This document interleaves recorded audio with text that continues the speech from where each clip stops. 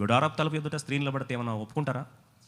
Women standing by the tent of the meeting and just before Moses office, before priest office, before the princess, 5 young girls are coming towards the office and then standing for their rights.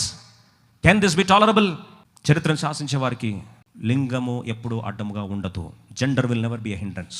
న్యాయాధిపతులు 5వ అధ్యాయం, Deborah వీరనారిమని 5వ అధ్యాయం 7వ వచనం. Deborah ఒక మాట అంటది, అక్కడ ఆ ప్రాంతంలోట న్యాయాధిపతులు 5:7, ఇశ్రాయేలీయుల అధిపతులు లేకపోయిరి, దెబోరాను నేను రాకమునుపు, ఇశ్రాయేలులో నేను తల్లిగా ఉండక మునుపు వారు లేకపోయారు. ఒక్కడు ముందుకు రాలే, ఒక్క అధిపతి ముందుకు రాలే, అందరూ భయపడిపోయి ఉన్నారట.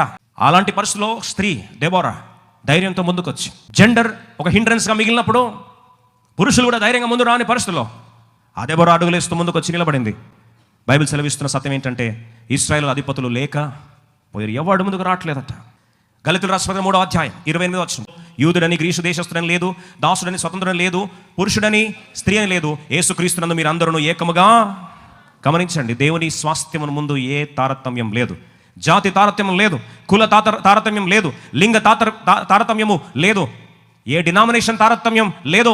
దేవుని వాక్యం తెలుసా తెలియదా, నువ్వు ధనుడువా స్వతంత్రుడవా దాసుడవా, లేదా ఈ స్థాయి తారతమ్యం, సోషియో ఎకనామిక్ స్టేటస్ డిఫరెన్స్ లేదో, బ్యాక్గ్రౌండ్ డిఫరెన్స్ లేదు. నువ్వు ఆలోచించినంత వరకు దేవుని దగ్గర రాలేవు.